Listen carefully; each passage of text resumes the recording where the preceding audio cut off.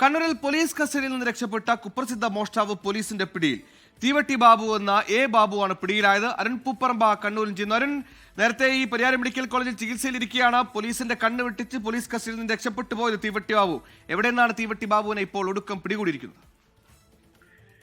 സുഹൈല്, സംസ്ഥാനത്തെ വിവിധ സ്റ്റേഷനുകളിലായി 30-ലധികം മോഷണ കേസുകളിൽ പ്രതിയായിട്ടുള്ള കുപ്രസിദ്ധ മോഷ്ടാവാണ് തീവട്ടി ബാബു.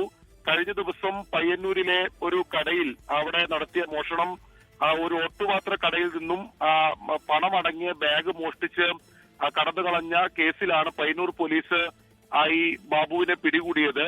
അതിനുശേഷം ഈ റിമാൻഡ് നടപടികൾക്കിടെയാണ് ഇയാൾ ആരോഗ്യ പ്രശ്നങ്ങൾ പ്രകടിപ്പിച്ചത്. തുടർന്നാണ് പരിയാരം ഗവൺമെന്റ് മെഡിക്കൽ കോളേജിൽ പ്രവേശിപ്പിച്ചത്. ഇന്ന് രാവിലെ പോലീസിന്റെയും അതോടൊപ്പം ആശുപത്രി ജീവനക്കാരുടെയും കണ്ണുവെട്ടിച്ചാണ് തീവട്ടി ബാബു ആശുപത്രിയിൽ നിന്ന് രക്ഷപ്പെട്ടത്. തുടർന്ന് പോലീസ് വിവിധ സംഘങ്ങളായി തിരിഞ്ഞുകൊണ്ട് ഇയാളെ പിടികൂടുന്നതിന് വേണ്ടിയിട്ടുള്ള ശ്രമങ്ങളാണ് നടത്തിയത്.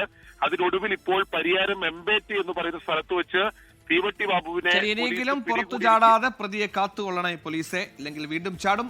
ലോകത്തെവിടെയായാലും ഏത് സമയത്തും 24 വാർത്തകളും ഓഗ്മെന്റഡ് റിയാലിറ്റി പാക്കേജുകളും എക്സ്പ്ലെയിനറുകളും വിശദമായി കാണാൻ ഞങ്ങളുടെ യൂട്യൂബ് ചാനൽ നിങ്ങൾക്ക് സബ്സ്ക്രൈബ് ചെയ്യാം.